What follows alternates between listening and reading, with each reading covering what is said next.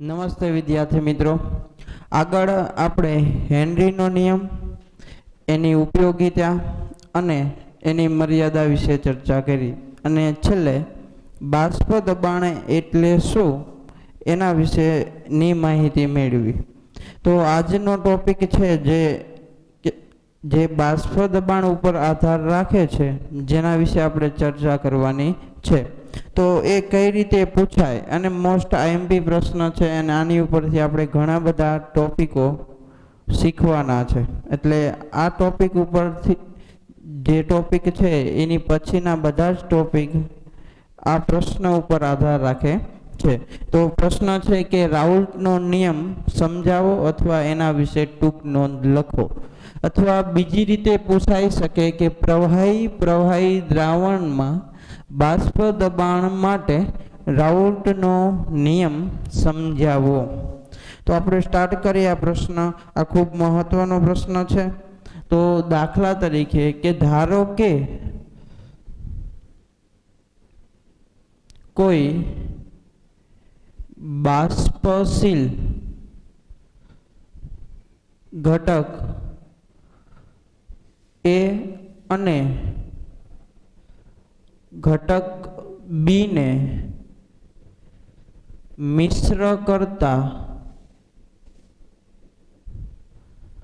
દ્વિઅંગી દ્રાવણ બનાવવામાં આવે છે.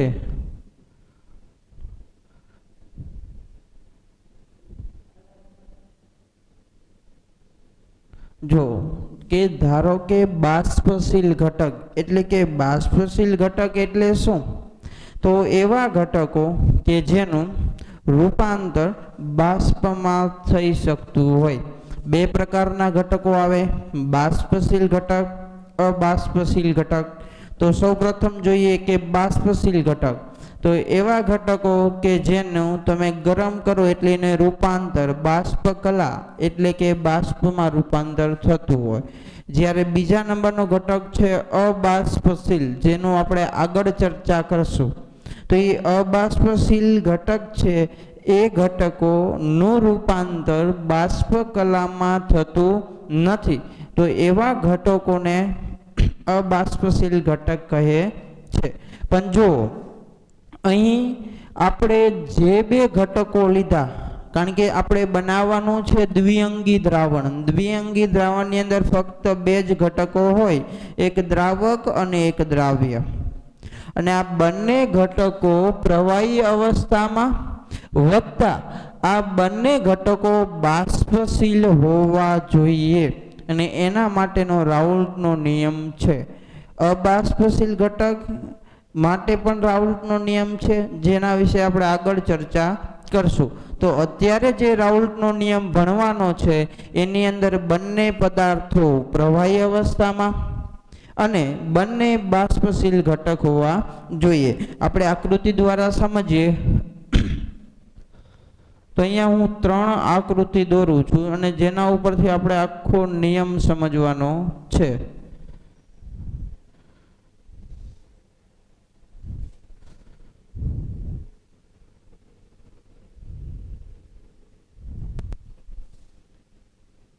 ચાલો, પહેલા નંબરનું જે બીકર છે એની અંદર હું દ્રાવણ ભરું છું. એટલે આને આપણે ઘટક એ કહીશું અને આ દ્રાવક છે. અને ઉદાહરણ માટે દ્રાવક તરીકે આપણે આમાં પાણી લઈશું.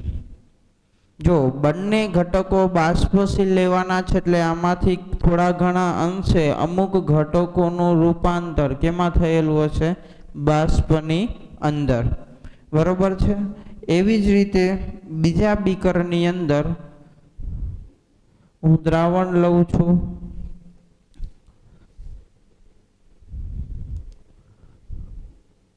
અને એમાંથી પણ અમુક ઘટકો છે એનું રૂપાંતર બાષ્પમાં થશે, કારણ કે બાષ્પશીલ ઘટક છે. તો આને આપણે ઘટક બી કહીએ અને આ દ્રાવ્ય છે. અને દ્રાવ્ય તરીકે ઉદાહરણ માટે ઇથેનોલ લઈએ. ચાલો, આ બંને ઘટકોનું આપણે મિશ્રણ કરીએ એટલે આપણને કુલ દ્રાવણ મળે અને એ આપણે આ બીકરની અંદર દર્શાવશું. તો આની અંદર આપણે દ્રાવ્ય અને દ્રાવક બંનેને મિશ્ર કરેલા છે. ચાલો, એવી જ રીતે આમાં પણ ઘણા બધા દ્રાવકના અણુઓ હશે અને ઘણા બધા દ્રાવ્યના અણુઓ પણ બાષ્પમાં રૂપાંતર થયેલા હશે. ચાલો, આ છે દ્રાવણ કે જેની અંદર ઘટક A અને ઘટક B નું મિશ્રણ છે. હવે જોઈએ તો જે ઘટક A છે એ થોડો ઓછો બાષ્પશીલ છે, કારણ કે પાણી છે એની સાપેક્ષે ઇથેનોલ છે એ વધુ બાષ્પશીલ હોય, એટલે આપણે આ ઉદાહરણ માટે વધુ અને ઓછું બાષ્પશીલ લખીએ છીએ. ચાલો, ઘટક B આપણે વધુ બાષ્પશીલ લીધેલો છે. હવે જોઈએ તો કે ઘટક A માટે, તો ઘટક A નું આંશિક દબાણ જેને આપણે PA કહીએ, જો જે પણ દબાણ ઉત્પન્ન થાય છે એ અણુ છે એનું કંઈક પોતાનું આંશિક દબાણ હશે અને એના લીધે જ એ બાષ્પની અંદર દબાણ ઉત્પન્ન કરે, જે આપણે આગળ બાષ્પ દબાણની અંદર વ્યાખ્યાની અંદર સમજી ગયા છે. એટલે જેને એ વિડીયો ન જોયો હોય તો એ વિડીયોમાં પહેલાં બાષ્પ દબાણ એટલે શું એ સમજવું જરૂરી છે, પછી આપણે આ ટોપિકને સરળતાથી સમજી શકીએ છીએ. તો આપણે અત્યારે ઘટક A છે એને પોતાનું આંશિક દબાણ છે એને આપણે PA કીધું. ઘટક A છે એના મોલ અંશ એટલે ઘટક A ના મોલ અંશ જેને આપણે XA સંજ્ઞા આપશું. એવી જ રીતે ઘટક B માટે આંશિક દબાણ જેને આપણે PB કહીશું અને ઘટક B માટે મોલ અંશ જેને આપણે XB કહીશું. અને દ્રાવણ છે તો દ્રાવણનું કુલ બાષ્પ દબાણ જેને આપણે P ટોટલ કહીશું. ચાલો, મેં ઘટક A અને ઘટક B માટે બે માટે સંજ્ઞા મેળવી લીધી છે કે આના માટે મોલ અંશને આ કહેવાય અને આંશિક દબાણને આ કહેવાય. તો જો આ પ્રકારની રચના અને આ રચનાની અંદર આપણે ખૂબ જ વધારે જથ્થાની અંદર દ્રાવક અને દ્રાવ્ય પદાર્થ લીધેલા છે. તો 1886 ની અંદર જે રસાયણ વૈજ્ઞાનિક હતો રાઉલ્ટ, એને આવા કોઈ જથ્થાત્મક રીતે જે કોઈ પદાર્થ લીધા છે અને એના માટે બાષ્પ દબાણ છે એનો ફેરફાર શું અથવા એના બાષ્પ દબાણ વિશે એક નિયમ આપ્યો. તો એ નિયમ શું હતો એ આપણે જોઈએ. તો રાઉલ્ટના નિયમ મુજબ, રાઉલ્ટના નિયમ મુજબ તો રાઉલ્ટ નામનો જે વૈજ્ઞાનિક છે એને શું નિયમ આપ્યો તો કે બાષ્પશીલ પ્રવાહી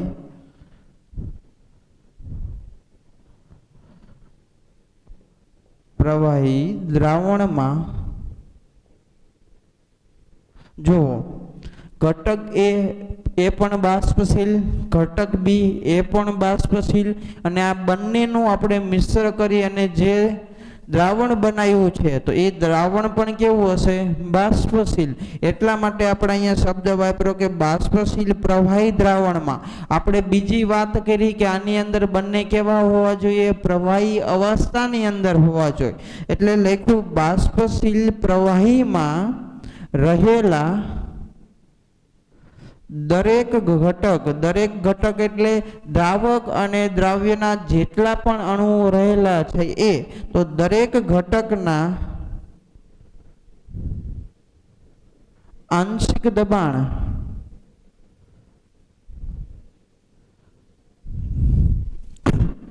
એ દ્રાવણમાં રહેલા તેના મોલ અંશના સમપ્રમાણમાં હોય છે. જો શું કીધું રાહુલે?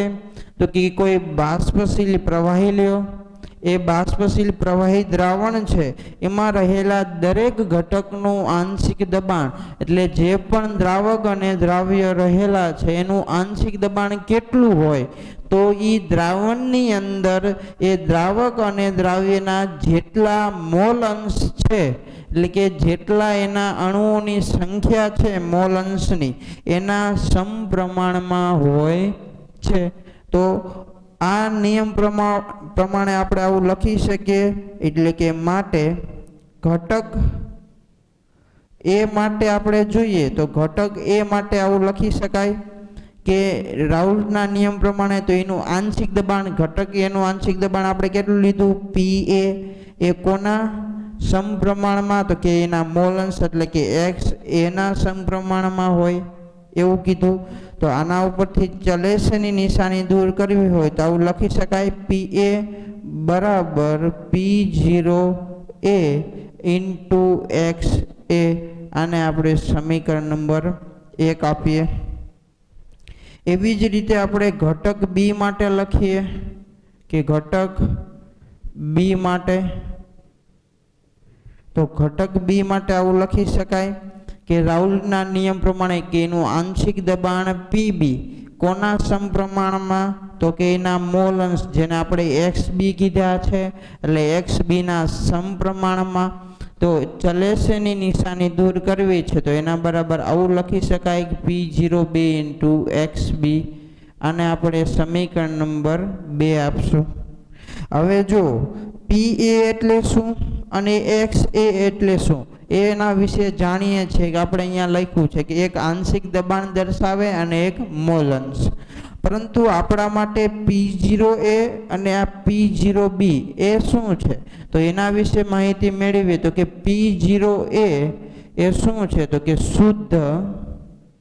જો અત્યારે આ વાત કરી છે એ આપણે દ્રાવણની વાત કરી કે ભાઈ દ્રાવણની અંદર એનું આંશિક દબાણ કેટલું હોય, પણ આપણે હવે જે P0A વિશે લખીએ એટલે કે ફક્ત એકલો છે, એમાં કોઈ પણ બીજો પદાર્થ ઉમેરાયેલો નથી ત્યારની વાત છે. એટલે કે P0A એ શુદ્ધ ઘટક એનું આંશિક દબાણ છે. ને એવી જ રીતે P0B એ શુદ્ધ ઘટક B નું આંશિક દબાણ દર્શાવે છે. એટલે તમને અહીંયા સુધી ખબર પડી કે P0A એ શુદ્ધ અવસ્થામાં રહેલા ઘટક એનું આંશિક દબાણ, અને જ્યારે P0B છે એ શુદ્ધ અવસ્થાની અંદર રહેલા ઘટક B નું આંશિક દબાણ દર્શાવે છે. શુદ્ધ ઘટક એનું આંશિક ની બાષ્પ દબાણ, એનું બાષ્પ દબાણ, ને એવી જ રીતે ઘટક B નું બાષ્પ દબાણ. બાષ્પ દબાણ લખો તોય ભલે અને આંશિક દબાણ લખો તોય ભલે. ચાલો, તો P0A અને P0B એ શુદ્ધ ઘટક A અને B ના બાષ્પ દબાણ છે. તો હવે આપણે આગળ જોઈએ કે ડાલ્ટનના નિયમ અનુસાર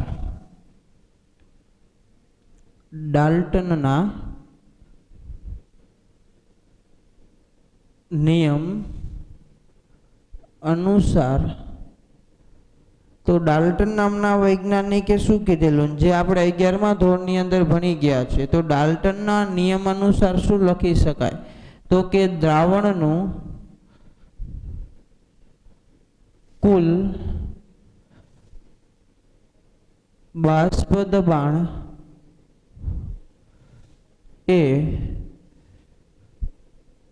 બંને ઘટકના બાષ્પ દબાણ ના સરવાળા જેટલું હોય છે, એટલે કે દ્રાવણ છે એનું કુલ બાષ્પ દબાણ એ બંને ઘટકોના બાષ્પ દબાણ છે એના સરવાળા જેટલું હોય. તો એ પ્રમાણે આપણે લખીએ તો આપણને આવું મળે કે પી ટોટલ એટલે કુલ બાષ્પ દબાણ બરાબર PA વત્તા PB લખી શકાય. તમે બાષ્પ દબાણ શબ્દ વાપરો તો ભલે અને એનું આંશિક દબાણ લખો તો પણ ભલે. બરાબર છે. એટલે તમે અહીંયા બાષ્પ દબાણ ભલે લખો અને આંશિક દબાણ લખો, બંને સરખું. ચાલો, તો અહીં PA વત્તા PB, આપણી પાસે PA ની કિંમત છે જે મળી છે એ કિંમત મૂકીએ તો PA બરાબર શું છે તો કે P0A ઇન્ટુ XB વત્તા અહીં P0B ઇન્ટુ XB, અહીંયા P0A ઇન્ટુ XA. ચાલો, તો આપણે કિંમત મૂકી તો અહીં કિંમતની અંદર હવે આપણે જોઈએ તો આને P ટોટલ એટલે કુલ બાષ્પ દબાણ બરાબર આપણને આવું સમીકરણ મળ્યું, જેને આપણે સમીકરણ નંબર 3 કહીશું. ચાલો, હવે આપણે આવું આગળ ભણી ગયા છીએ કે હવે XA વત્તા XB બરાબર 1 હોય, એટલે કે હંમેશા મોલ અંશ છે એનો સરવાળો કેટલો હોય? 1 હોય છે. તો આની અંદર હું XA છે એને અત્યારે કરતા બનાવું છું, તો XA બરાબર આવું લખી શકાય કે 1 - XB. તો આ સમીકરણ એટલે આ કિંમત મળી એ કિંમતને આપણે સમીકરણ 3 માં મૂકીએ તો આ કિંમત સમીકરણ 3 માં મૂકતા, ચાલો સમીકરણ 3 ની અંદર કિંમત મૂકીએ તો સમીકરણ 3 શું છે તો કે P ટોટલ બરાબર P0A. ચાલો, આપણે તો શું કરવાનું છે, જ્યાં XA છે અહીંયા 1 - XB લખવાનું છે, એટલે ડાયરેક્ટ કિંમત મૂકીએ કે 1 - XB વત્તા P0B ઇન્ટુ XB. P0A ને અંદર આપણે કૌંસમાં ગુણીએ તો આવું લખાય P0A minus P0A into XB વત્તા P0B ઇન્ટુ XB. ચાલો, હું ફક્ત અહીંયા ધ્યાન આપજો કે હું XB છે એને આગળ લખું છું અને P0A ને પાછળ લખું છું. તો આ જ પદને આવું લખી શકાય કે P0A વત્તા P0B into XB minus P0A into XB. ખાલી સાદું રૂપ સમજવામાં સરળતા રહે એટલા માટે મેં એવી રીતે લખેલું છે. તો આપણે અહીંયા જોઈ શકીએ કે અહીંયા XB અને અહીંયા XB બંને કોમન છે, તો આપણે એમાંથી આપણે કોમન કાઢીએ તો આ જ સૂત્ર આપણને આવું મળે કે P0A વત્તા કૌંસની અંદર P0B માઇનસ P0A, કૌંસની બહાર આપણે XB ને બહાર કાઢ્યા. તો P ટોટલ બરાબર બીજું એક સમીકરણ આપણને આવું મળ્યું કે જેની અંદર આપણે કિંમત મૂકી અને મેળવવું છે, તો આ સમીકરણ નંબર 4 કહીએ. ચાલો, હજી આપણે એક બીજી રીતથી સમીકરણ મેળવીએ તો એક બીજું સમીકરણ મેળવીએ કે હવે આપણે જોઈ ગયા કે XA વત્તા XB બરાબર 1 છે. તો અહીં આપણે XA ને કિંમત કરતા બનાવેલો, હવે આપણે XB ને કરતા બનાવીએ તો XB બરાબર શું લખાય? 1 - XA. અને આ કિંમત સમીકરણ 3 માં મૂકતા, આ કિંમત છે આપણે કેમની અંદર મૂકવી છે? સમીકરણ 3 ની અંદર. તો સમીકરણ 3 ની અંદર કિંમત મૂકીએ તો આપણને શું મળે? તો કે પી ટોટલ બરાબર, ચાલો P0 એ એમણામ XB ની કિંમત મૂકવી છે એટલે XA પણ એમણામ વત્તા P0B. હવે જ્યાં XB છે અહીંયા આપણે શું લખી શકીએ? તો કે 1 માઇનસ XA. ચાલો સાદુરૂપ આપીએ તો P0A ઇન્ટુ XA વત્તા P0B કાઉન્સની અંદર ગુણીએ એટલે P0B minus P0B into XA આવું થાય. તો તમે અહીંયા જોઈ શકો કે આ પદની અંદર XA છે અને આ પદની અંદર XA છે. તો આપણે આ બેમાંથી XA ને કોમન કાઢીએ તો આવું લખી શકાય કે P0B. આને હું આગળ લખું છું જેથી કરી અને આપણે સાદુરૂપ સરળતાથી સમજી શકીએ. આ પદને અહીંયા પાછળ લખું તો એમાંથી આપણે XA કોમન કાઢીએ તો P0A વધે. અહીંયાથી XA કોમન કાઢીએ એટલે માઇનસ P0B ઇન્ટુ XA મળે. તો આપણને P ટોટલ બરાબર એક સમીકરણ આવું મળ્યું જેને આપણે સમીકરણ નંબર 5 કહીએ. તો જો આપણે અત્યાર સુધીની અંદર 5 સમીકરણ અલગ અલગ લાવ્યા અને આ સમીકરણનો ઉપયોગ કરીને જ આપણે શું કરવાનું છે? દાખલા ગણવાના છે. તો આ જે સમીકરણ છે ઉપરના, તો ઉપરના સમીકરણ પરથી નીચેના વિધાનો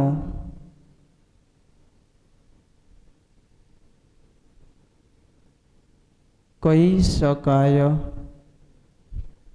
તો જો હવે આપણે શું, તો કે આ જે 3 સમીકરણો મેળવ્યા છે એ 3 સમીકરણો ઉપરથી આપણે આ પ્રકારના વિધાનો લખી શકીએ. પહેલું વિધાન શું? તો જો પહેલી વસ્તુ આપણને શું જોવા મળી?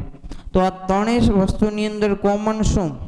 તો જો તમે જોઈ શકો છો કે અહીંયા જે P ટોટલ છે એ બંનેના મોલ અંશ સાથે કંઈક સંબંધ ધરાવે.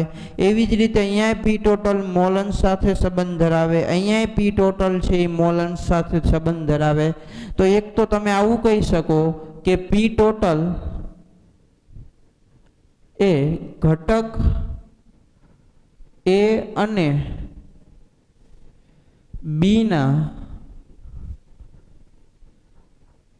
મોલ અંશ સાથે સંબંધ ધરાવે છે. ઘટક A અને ઘટક B ના મોલ અંશ સાથે સંબંધ ધરાવે છે. બીજી વસ્તુ શું કહી શકો?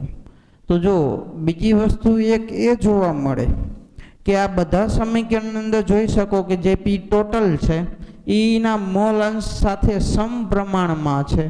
એટલે આપણે બીજું એવું કહી શકાય, બીજું ઉદાહરણ કે P ટોટલ એ ઘટક A અને B ના મોલ અંશના કેવા છે? સમપ્રમાણમાં. એટલે આપણે અહીંયા ચલેશની નિશાની દર્શાવી. અને ત્રીજા નંબરનું વિધાન કહી શકો કે આ P ટોટલ છે એમાં થતો ફેરફાર જો કોની સાપેક્ષે? ઘટક A એટલે કે PA અને PB ના જે સાપેક્ષ આંશિક દબાણ છે એની સાપેક્ષે.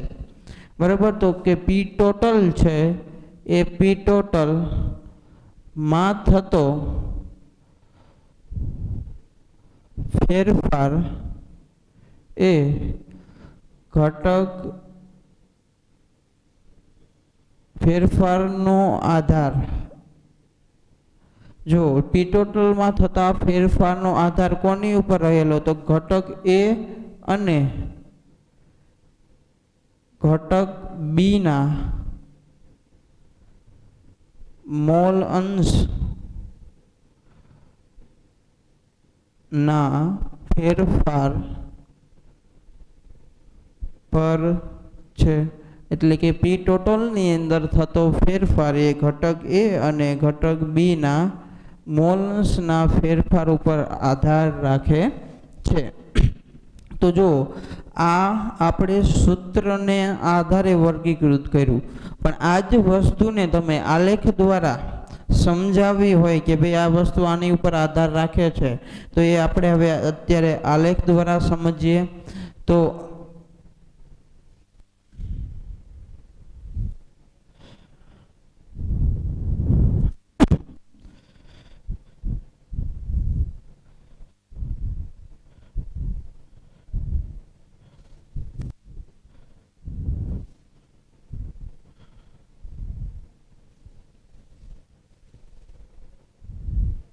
ચાલો, તો હવે આ જ વસ્તુ, આ જ સમીકરણને આપણે આલેખની અંદર સમજવા છે. તો આપણે અત્યારે આલેખ છે એ કુલ બાષ્પ દબાણ, કુલ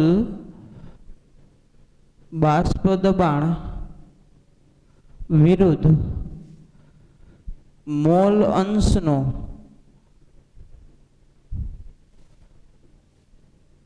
આલેખ દોરતા. તો જો આપણે કુલ બાષ્પ દબાણ વિરુદ્ધ મોલ અંશનો આલેખ દોરવો છે. જો આકૃતિની જરૂર છે એટલે આપણે એમણામ રાખી છે. તો અહીં આપણે આલેખ દોરીએ છીએ.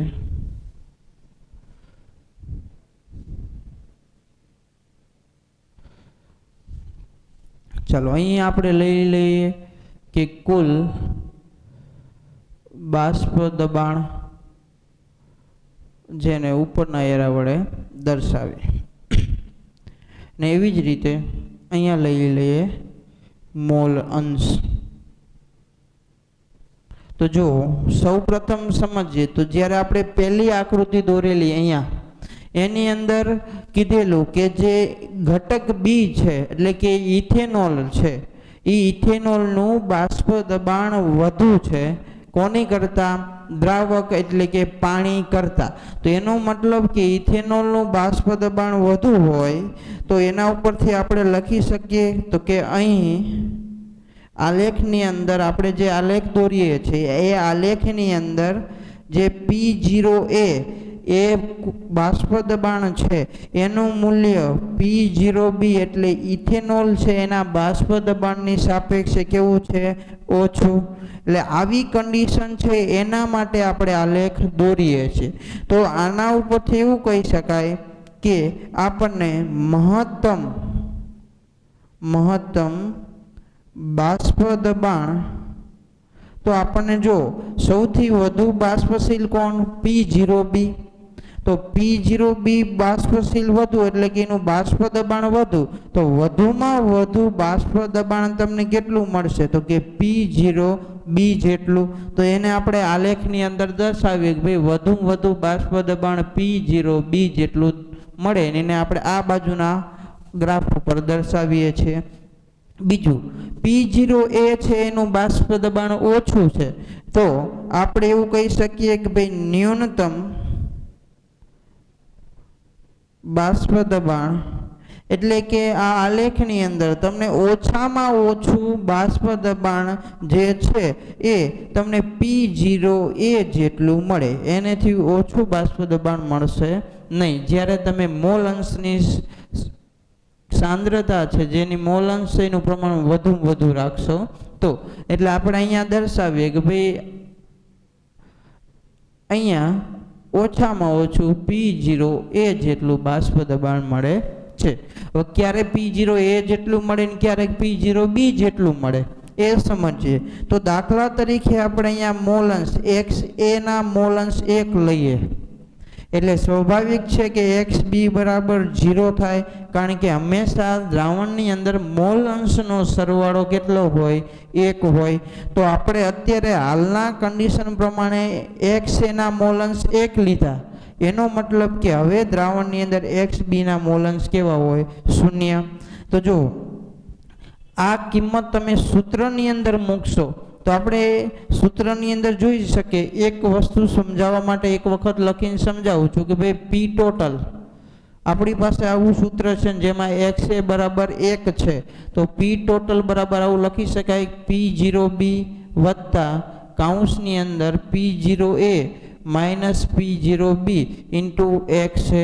ચાલો આ આલેખની અંદર આપણે એક્સ એ બરાબર અત્યારે મોલ અંશ 1 છે, તો અહીંયા 1 મૂકીએ તો કિંમત અહીંયા મૂકીએ તો આવું મળે P0B વત્તા P0A માઇનસ P0B. 1 છે, ગુણાકારની અંદર 1 મૂકીએ તો એને જ રહેવાનું, તો આવું તમને મળશે કે P0B વત્તા P0A માઇનસ P0B. તો જુઓ અહીંયાથી P0B અહીંયાથી P0B કેન્સલ થાય તો તમને જે કુલ બાષ્પ દબાણ P ટોટલ મળવાનો છે એ કેના જેટલો મળે? P0A જેટલો મળે છે. સમજણ પડી? તો અહીંયા જ્યારે મોલ અંશ 1 હોય ત્યારે P0A જેટલો મળે. ચાલો XB બરાબર 0 લઈને ચેક કરીએ તો જો સૂત્ર હવે આપણે બીજી વાર ગણતરી નથી કરતા, પણ XB બરાબર 0 છે એટલે અહીંયા XB બરાબર 0 મૂકો તો કોઈ પણ આ પદ આખું છે એ 0 સાથે ગુણાકારમાં થશે. એનો મતલબ કે અહીંયા આખા પદનું મૂલ્ય કેવું થઈ જશે? 0. તો ફક્ત તમને P ટોટલ બરાબર કેવો મળ્યો? P0A. એટલે જ્યારે તમે XB ના મોલ અંશ 0 લો તો પણ બાષ્પ દબાણ છે P0A જેટલું જ મળે, અને XA બરાબર 1 લ્યો તો પણ કેટલું મળે? P0A જેટલું જ. સમજણ પડી? ચાલો એવી જ રીતે આપણે આ બાજુ જોઈએ તો કે ભાઈ હવે અહીંયા XA બરાબર 0 લઈએ અને XB બરાબર 1 લઈએ, તો જેવી રીતે આ સૂત્રનો ઉપયોગ કરી અને ગણતરી કરી એવી જ રીતે તમે જો XA બરાબર 0 લો તો દાખલા તરીકે અહીંયા XA બરાબર 0 મૂકશો તો એનો મતલબ કે આખા પદનું મૂલ્ય કેવું થઈ જશે? 0. તો તમને જે જવાબ મળશે શું મળશે? P0B. એટલે જ્યારે XA બરાબર 0 હોય ત્યારે બાષ્પ દબાણ એટલે કે કુલ બાષ્પ દબાણ કેટલું મળે? P0B જેટલું મળે છે. તો હવે જો આલેખ દોરીએ તો જેમ તમે મોલ અંશ છે એ તમે જો અહીંયા XA થી આ બાજુ આવો એટલે XA ના મોલ અંશમાં વધારો થાય છે, અને એવી જ રીતે તમે આ બાજુ જાઓ એમ XB ના મોલ અંશમાં વધારો થાય છે. તો ચાલો XA થી આ બાજુ XA તરફ જાઓ તો મોલ અંશ ઘટે, અને મોલ અંશ ઘટે તો બાષ્પ દબાણ છે એની અંદર શું જોવા મળે? ઘટાડો. મોલ અંશ 0 તો બાષ્પ દબાણ 0.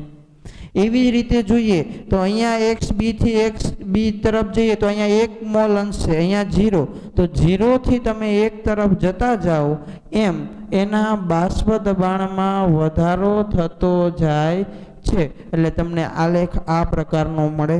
તો અહીંયા આપણે કહી શકીએ કે PA બરાબર P0A ઇન્ટુ XA. આ એના માટેનો આલેખ છે. ને એવી જ રીતે અહીંયા લખી શકાય કે PB બરાબર P0B ઇન્ટુ XB નો આલેખ છે. જો સમજો કે અહીંયાથી તમે જો 0 મોલ અંશ બાષ્પ દબાણ 0, જેમ જેમ મોલ અંશ વધતા જાય એટલે એક તરફ જતા જાય એમ બાષ્પ દબાણ વધે, પણ વધીને કેટલું વધે? તો કે P0A જેટલું. એવી જ રીતે અહીં મોલ અંશ 1 છે અને તમે જેમ 0 તરફ જાઓ તો બાષ્પ દબાણ ઘટે, ઘટતું ઘટતું 0A આવે. એવી જ રીતે 0A થી 1 તરફ જાઓ XB માટે, તો XB માટે 0A થી XB 1 માટે જાઓ તો બાષ્પ દબાણ વધે, પણ વધુ કેટલું થાય? P0B જેટલું.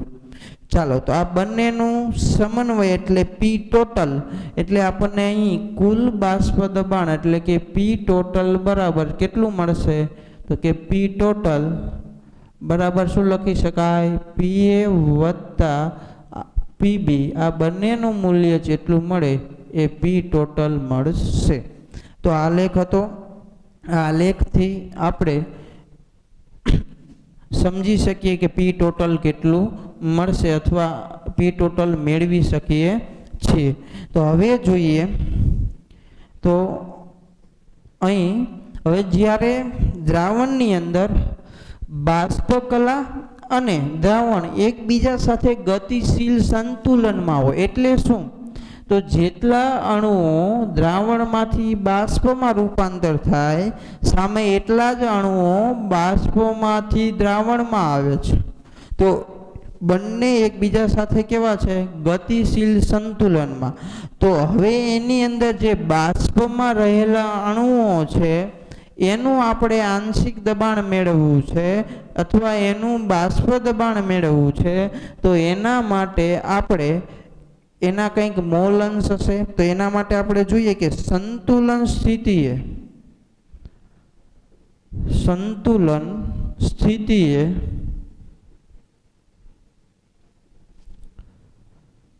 બાષ્પ કલામાં રહેલ, બાષ્પ કલાનો મતલબ છે અહીં રહેલ જે ભાગ છે એને શું કહેવાય? બાષ્પ કલા. તો બાષ્પ કલામાં રહેલા ઘટક A અને ઘટક B ના મોલ અંશ ધારો કે અનુક્રમે YA અને YB હોય તો તેના સંતુલન સ્થિતિએ PA અને PB ના સૂત્ર નીચે મુજબ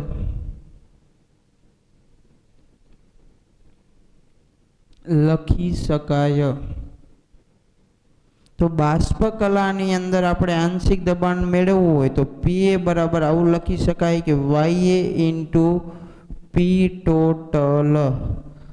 આ સમીકરણ નંબર આપણે 6 આપીએ. અને એવી જ રીતે બાષ્પ કલાની અંદર એટલે કે આ બાષ્પની અંદર દ્રાવકના અણુઓ છે એના માટે જો તમારે PA નું મૂલ્ય મેળવવું હોય તો કેટલું મળે? YA into P total. અને એવી જ રીતે બાષ્પમાં રહેલા ઘટક B ના તમારે PB મેળવવું હોય તો YB ઇન્ટુ P ટોટલ આ સૂત્ર દ્વારા મેળવી શકાય. અને આ બંને સૂત્રને સામાન્ય રીતે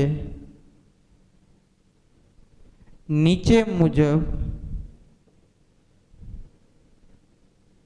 દર્શાવી શકાય.